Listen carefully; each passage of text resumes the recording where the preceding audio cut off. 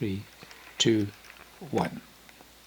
Imagine you're playing the longest game of hide and seek, but replace your best friend with your worst enemy, and if they find you, you could be killed. You're hiding in the house of Corrie ten Boom.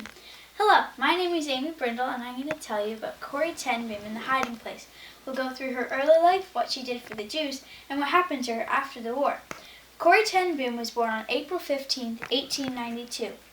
She lived in Haarlem, the Netherlands, and was the youngest of 4 children.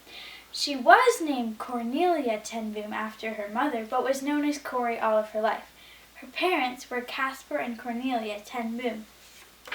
In the ten Boom home, their faith was strong. They were Calvinist Christians from the Dutch Reformed Church, and their faith played out in their everyday life. They would often give food, money, and clothes to others in their community. Corrie's family lived happily above their watchmaker's shop. But one day, on September 1st, 1939, World War II broke out and her life was changed forever. This war happened because a man called Adolf Hitler wanted all the world to be Germany and to have no imperfections. Imperfections in his mind was anyone who didn't have the same opinions as him.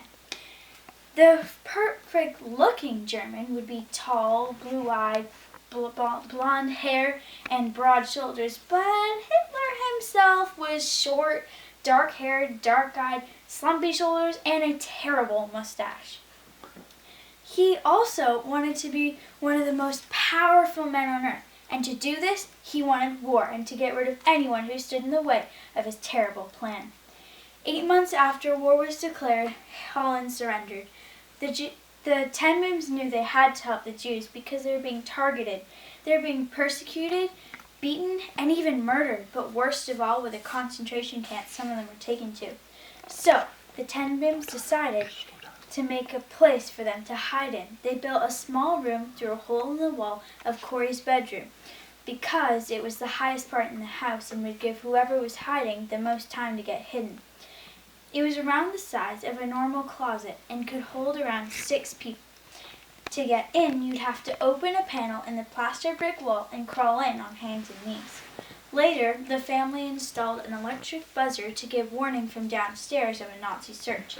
For the rest of the time, whoever was hiding would live with the ten Booms until they could find someplace safer. The hiding place had helped so many people, but one day, Nazi soldiers rushed in and was taking everyone to concentration camps. What was happening? They'd been caught. But how? John Vogels had told the authorities and betrayed them. Corrie and her sister were taken to the same concentration camp, but not for long. Sadly, Betsy ten Boom passed away there. Corrie lived on after the war and died at age 85 on April 15, 1893, also her birthday. Although she suffered a series of strokes that left her paralyzed and unable to speak. Before she died, after the war, she saw the man John Vogels and a soldier who had made her life miserable at the concentration camp, and she was able to forgive them. Jesus tells us to forgive, and Corrie took that into her heart by forgiving so many people who had wronged her a lot and really hurt her. She was a good example to forgive, as she says herself. Forgiveness is the key that unlocks the door of resentment and the handcuffs of hatred. It has a power that breaks the chains of bitterness and the shackles of selfishness. Thank you for listening. Ta-da! That's it. Yeah. Off.